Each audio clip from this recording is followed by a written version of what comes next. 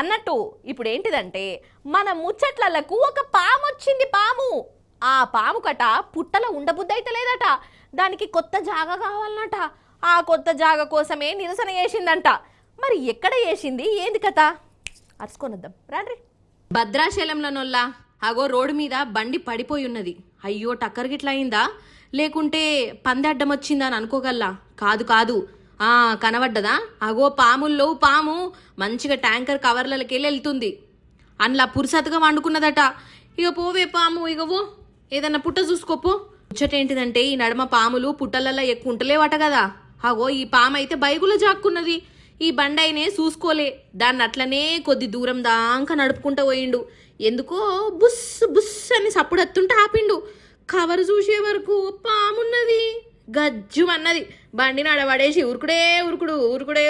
ఇక లాస్ట్కు అదేమో ఇగో ఇట్లా బయటపడ్డది. ఇంకా నయము బండి నడుపుతుంటే ఆయనను కాటు పెట్టలే. అదేందోనోళ్ళ ఈ నడమ పాములు పుట్టలలో ఉండకుండా ఇగో ఇట్లా బైకులలోనే ఉంటున్నాయి. ఎందుకో ఏం పాడో నాకైతే తెలియదు మరి.